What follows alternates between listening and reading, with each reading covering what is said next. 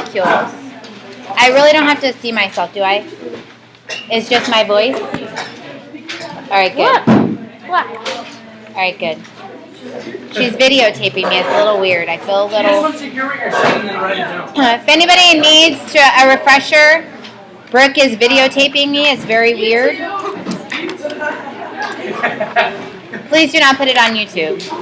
I wouldn't let her. All right, so macromolecules.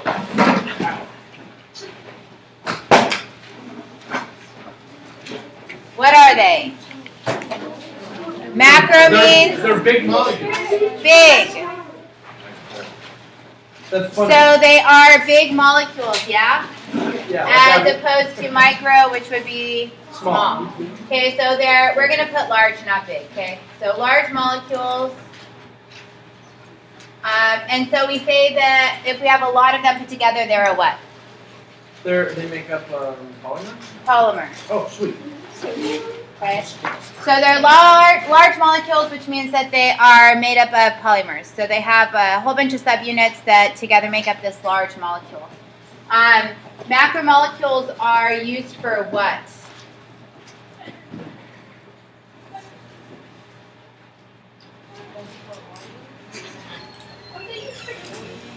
For what?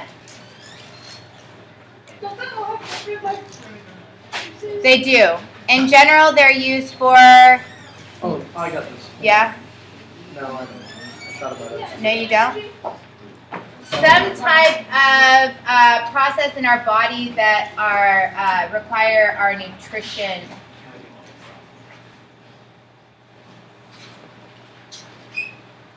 So they're used for nutritional needs, right? So anytime you hear the word macromolecules, I want you to think of food and the parts of the food that your body needs to use for things, okay? So there are four main macromolecules. The first one that we learned about was carbohydrates. Proteins as well? Yeah, I want to do them in order that we taught them. So one is carbohydrates, two is... Would you say lipids? Yeah. Three is... Protein. I don't know what the fourth one is right now. Yeah, so these are the ones that you guys hopefully think of when you think of your food, right? When you think of food, most of you guys have seen food labels and you think of those, at least those three, right? But there is that fourth macromolecule that your book just briefly talks about and then kind of moves on. What? Nucleic acids.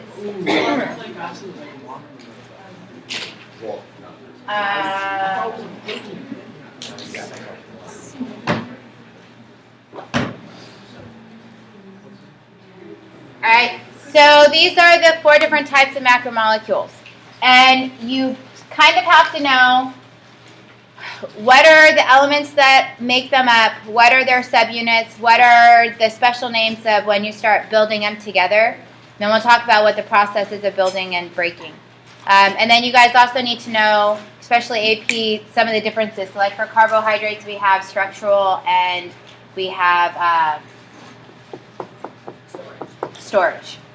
Okay? So we'll have to know some of those. But carbohydrates are made out of what three elements? Carbon, oxygen, hydrogen? Yeah, so that's CHO, right? CHO. They're CHO. Which one's Carbon, hydrogen, oxygen. A monomer of it is a what? A monomer is a monosaccharide. Right? And when I say monomer, I can also mean building blocks. I can mean subunit. There's various terms that can be used for that, but it's the basic unit. Okay, the basic unit of a carbohydrate is a monosaccharide. Okay, there were three monosaccharides that you guys needed to know. Do you guys remember them? Glucose was one of them. Glucose.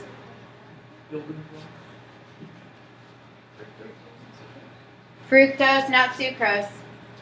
Lactose. Galactose. All of these three have the same chemical formula. It's C6H12O6.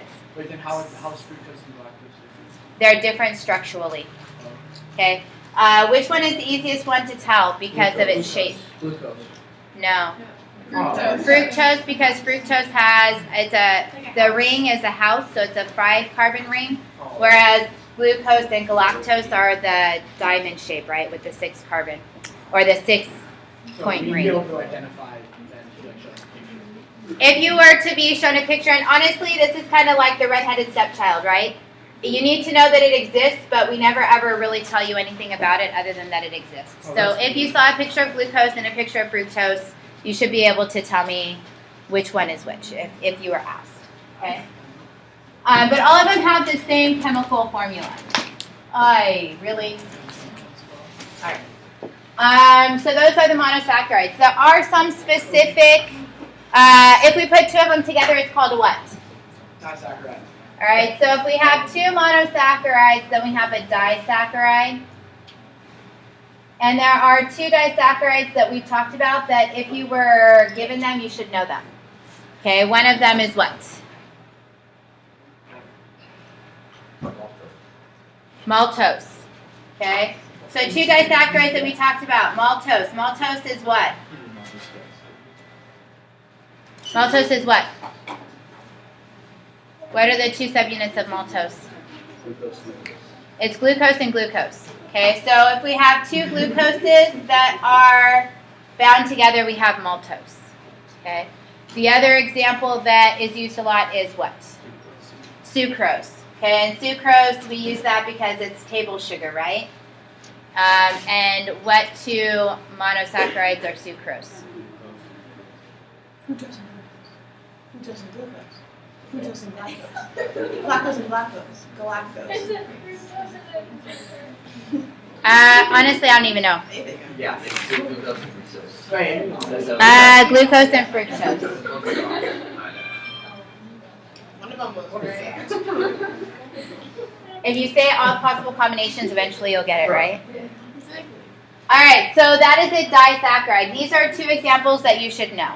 Okay, so if you see 2 glucose molecules together, or if you're asked what 2 glucose molecules together make, you should know it's maltose. Okay, and then sucrose is glucose and fructose. If we have more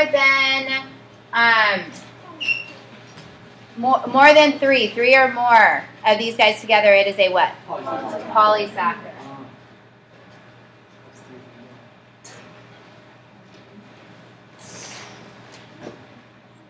Okay.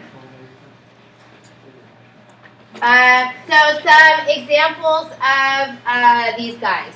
So it does have 2 different purposes, right? We said that one of them is storage and the other one is structural. I don't know if that's how you spell it, but I think so. In general, carbohydrates are used for what? Quick energy, okay? So hopefully now you know why we say quick energy, because glucose is our main component for cellular respiration, right? That's what our body prefers to break down to get energy. So this is used for quick energy. If we had a choice, our body would always choose to use carbohydrates first, okay? And just as a quick thing, what types of foods have carbohydrates? Bread. Breads, what else? Pasta. Pasta. Grain. Atom. Grains, grains, fruit, right?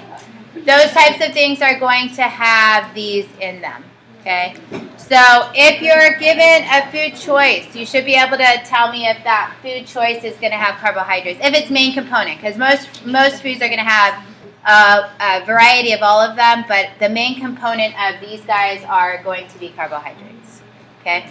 Where would meat be present? Protein? Meat is protein. What about lipids? Part of it, yeah, the fatty part of cut meat. it off. Yeah, most of it, nowadays we try to have lean cuts, right? All right, storage. What is the storage of carbohydrates? If we're going to store carbohydrates, what do we store it as? Fat. We can do it, no, fat is a different macromolecule. Okay, so if we were going to store them, we can store it. Plants store it in starch, right? So if we're a plant and we want to store it, we're going to store it in starch. That's kind of like what a potato is, right? A big storage of carbohydrate. If we're an animal, what do we store it in as? No, muscle is protein. So we don't need to know this. Insulin. You guys should know the structural stuff. Wait, what color is honor? Honors all of it.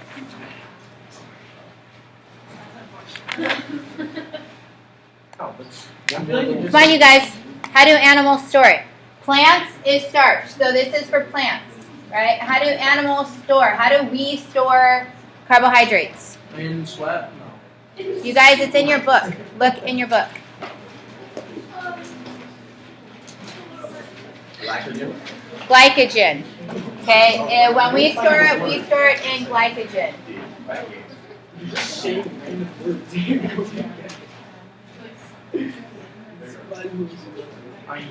Okay, What does that say? Corey, if you're going to be in here, you need to be quiet.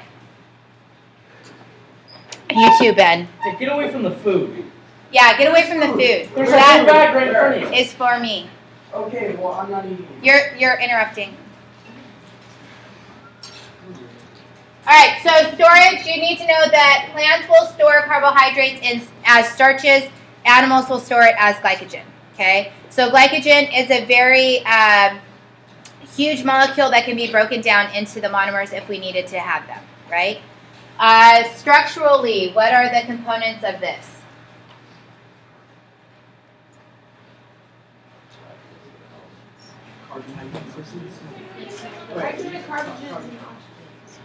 One is cellulose. Okay, so plants will use carbohydrates as a structure. Okay, the structure that they use is cellulose, and this is the main component of plant what? Cell walls. Okay, so plants will use carbohydrates in a specific structure of cellulose to create their cell wall. Okay, another structure that is used by some insects and stuff is what? Yeah, chitin. Or chitin. However you remember it, I don't even care how you pronounce it, just that you can write it on the test. So chitin is something that is... Ignore? Okay. It's something that insects use for their exoskeleton. Okay? Wait, cellulose is the plant cell? Yeah. Okay. So all of that is carbohydrates in a nutshell. Okay? Any questions about that? What does that say? Chitin? Chitin, C-H-I-T-I-N. What does it say next to it? That it's for an exoskeleton. Can we lower the thing so there's no glare on the thing? Oh. It was typed in the text. So it looks like I'm mass murdering you guys all here in the darkness. Nobody can see. All right, you guys, because we don't have very much time and this is a lot to get through.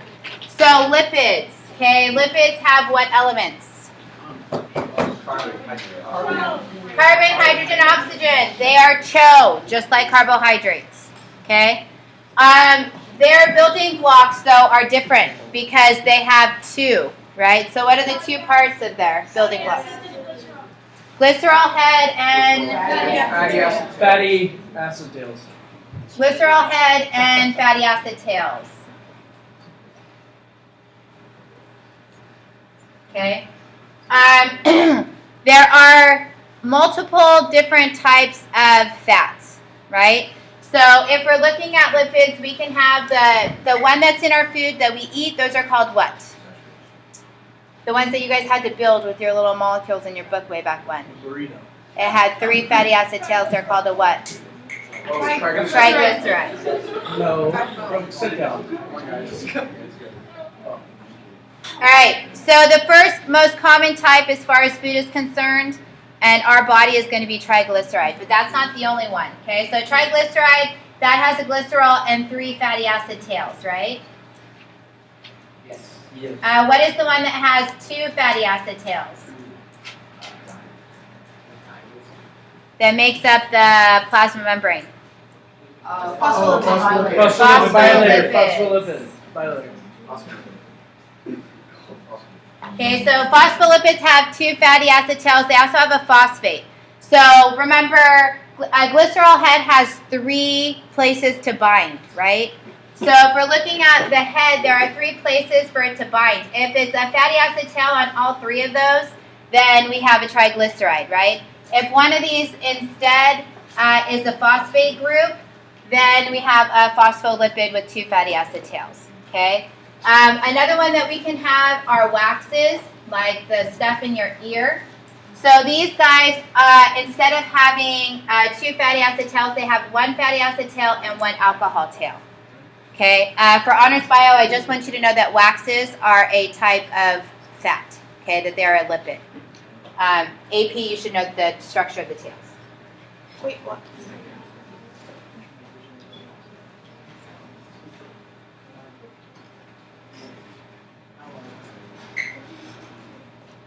Okay, and then the 4th one, yeah, Does it have a phosphate group or is it no phosphate just group. one? Yeah. And then the last one is what? It's the one that doesn't fit in because it doesn't have any tails. Steroid? Not cholesterol, Wasn't it steroid? steroids. Okay, steroids are the last one. So steroids have what instead of tails? With the tail. Oh, they're They have rings. How many of them? 4. 4. And what is special about the 4 rings? They're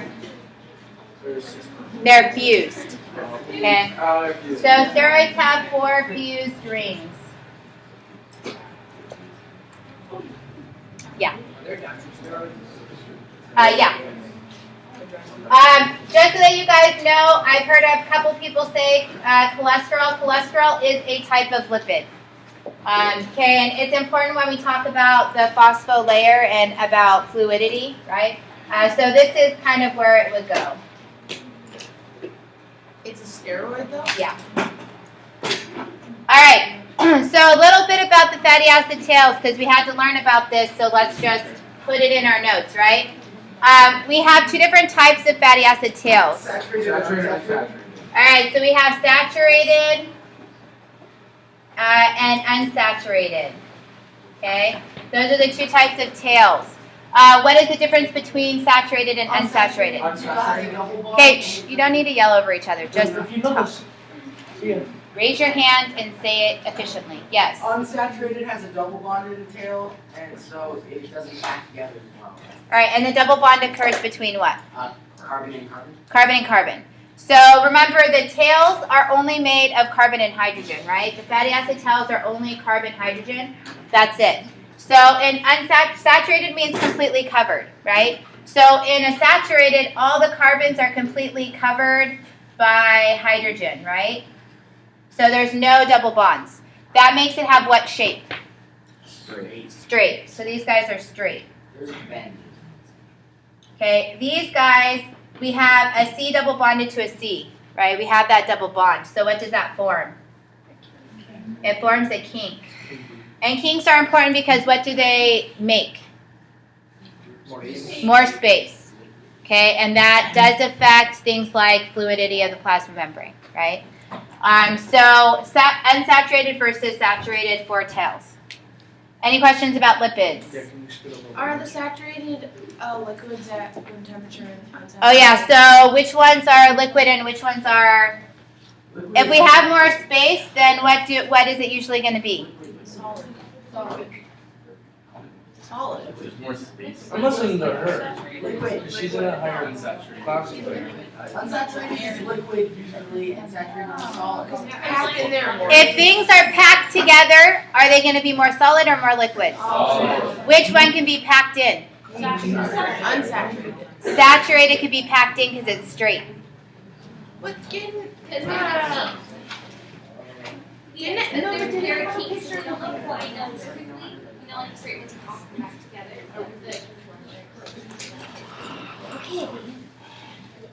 So these are usually going to be the solid fats like within muscle and the meats that we eat and stuff like that, and the liquids are the oils. Okay? Good question. Any questions about lipids? All right. Proteins. Proteins have which elements? Sean. Okay, carbon, hydrogen, oxygen, nitrogen. Okay, so nitrogen is the new one for proteins. What are the building blocks of proteins? Amino acids. Okay, amino acids. Do you need to know the structure of an amino acid? Yes. Oh, yes, you do. I was just being hopeful.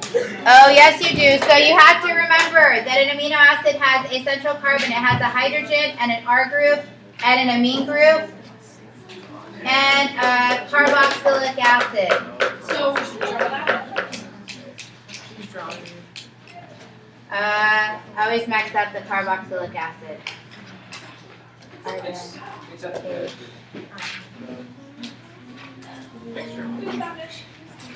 Is that right? C double bonded to an O to an OH? Okay. So you do need to know amino acids. You do need to know that this guy is what makes the amino acids different. Okay? That could be as simple as a hydrogen or as complex as a multi-carbon part. Okay? There are 20 different amino acids, right? And they're all on page 79. They have different properties. Some are acidic.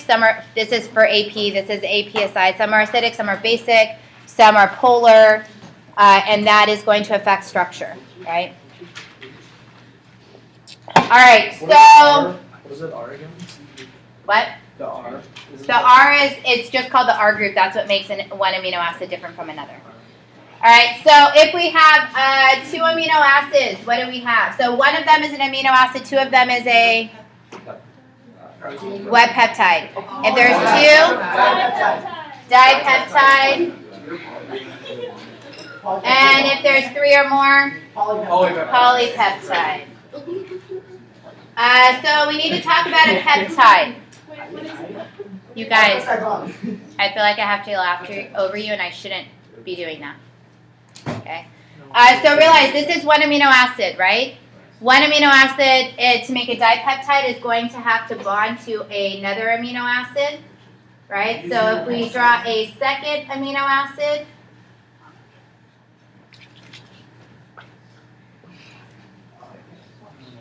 okay, do you guys all agree that that is a second amino acid? Yes. All right, so what will happen is water, that will form together, right? So now this gets released as water, and we'll talk about what type of reaction that is, hopefully, if we have time. Now we have this new bond here between a carbon of one carboxyl group and the nitrogen of an amine group of a different amino acid. That bond right there is called a peptide bond. Okay? So you do need to know that a peptide bond is between a carbon and a nitrogen of 2 different amino acids. Okay? And you should know that when this is created, water is released. That is not hydrolysis. What is that? Did you say nitrogen and what? Dehydration, synthesis, or condensation reaction. Okay? There you go.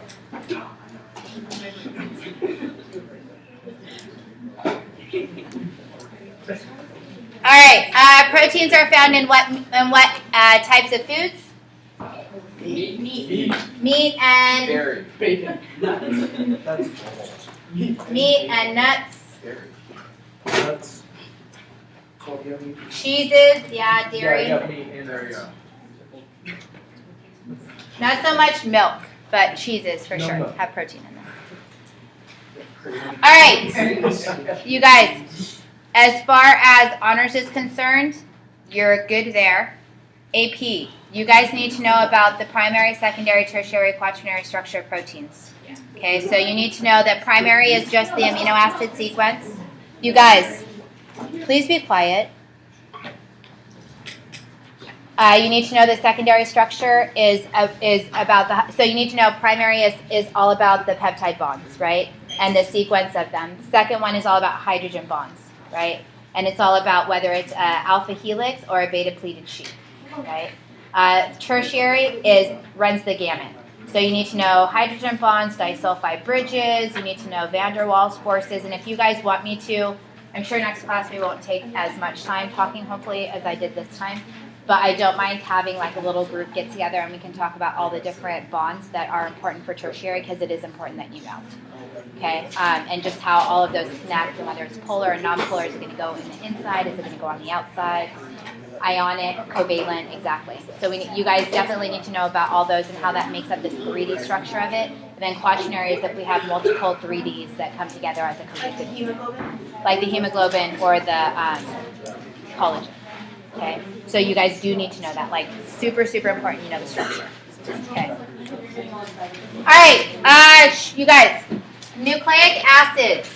Okay, this is like the one that we talk the least about because we don't talk about it that much because it's not a huge food source. Oh, really quickly, calories, just in case you're asked. How many calories for carbohydrates? 100. 100 grams. No, 9. 4 calories per gram. Lipids. 9 calories per gram. Proteins. 4 calories per gram. Okay, so obviously we need a lot less lipids because 1 gram of a lipid gives us more than twice as many calories as an equal gram of protein or an equal gram of carbohydrate. Okay? Yeah. Where are lipids found in the food? Fats, so oils and solid fats. Okay. Okay, so nucleic acids. Is it okay if I erase some of this? My board is getting really full. No, you Yeah. could squeeze it on. Never mind.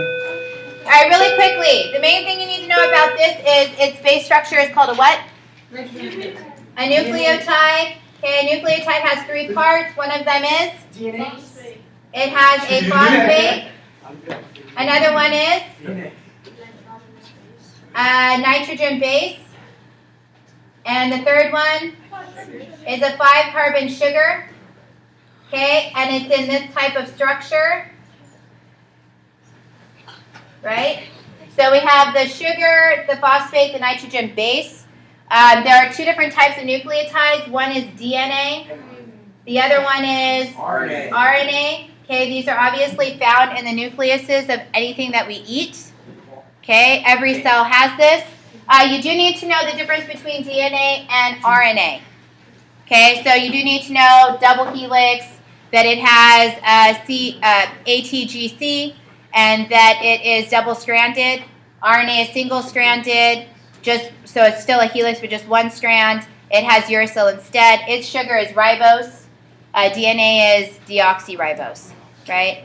And these are bonded together. What does that say? That weird little. Nitrogen base. Last thing that I didn't get to talk about, but if you have questions, okay? When we're building a polypeptide, that process is dehydration synthesis or condensation. Water is released and a bond is created. If we're breaking it apart, then we have to input water into the reaction to separate the bases. That's called hydrolysis. Okay? If you have any further questions, please, please, please ask. I'm here tomorrow for protein/enzyme portion of protein. Wait, what was the first thing you said besides hydrolysis? Hydrogen reaction or something? Dehydration synthesis or condensation. Leah, did you have a question? No, I